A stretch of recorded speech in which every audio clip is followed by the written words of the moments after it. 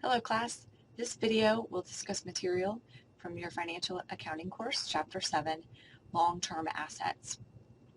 We have two major categories of long-term assets divided into tangible and intangible. The tangible items are mainly property, plant, equipment, those things that you can see, touch, and feel. We also have the intangible long-term assets, which include copyrights, franchise, goodwill, and a couple other items. So knowing the difference will help you categorize them, but something to be classified as a long-term asset needs to have a useful life of longer than 1 year. So 12 months or longer is going to be a long-term asset. These are going to have a useful life of 12 months or more. And so the way we account for these assets will be through depreciation. As we use them, we will expense them through depreciation.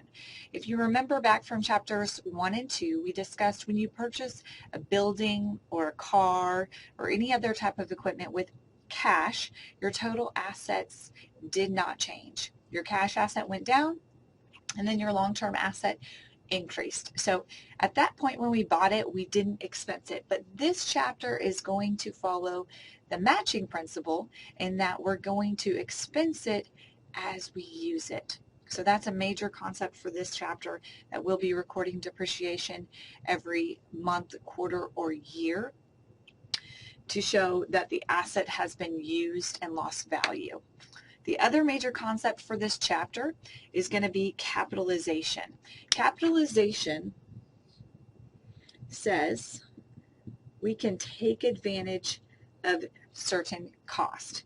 You can capitalize certain expenses.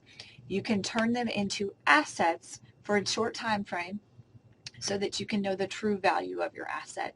So let's do a short example of that. If I buy a piece of equipment and I have to pay shipping on the asset to get it to me, that shipping cost wouldn't go in as an expense. It would go in as part of the value or the initial cost of that piece of equipment. If I had to pay insurance on the item as it were being shipped, that would also be a cost I can capitalize. I can add it to the value of the asset. So those costs will eventually be expensed because through depreciation, our starting value is the initial original cost. That's where we start our calculation of depreciation. So you add any cost incurred to get the asset to you and ready to use, not the cost of using it. So not the insurance I have to pay to drive my car or to keep my equipment running. Those costs have to be expensed, but the initial cost of the asset can be capitalized. They can be recorded in the value of the asset and then will be expensed through depreciation as we use the asset.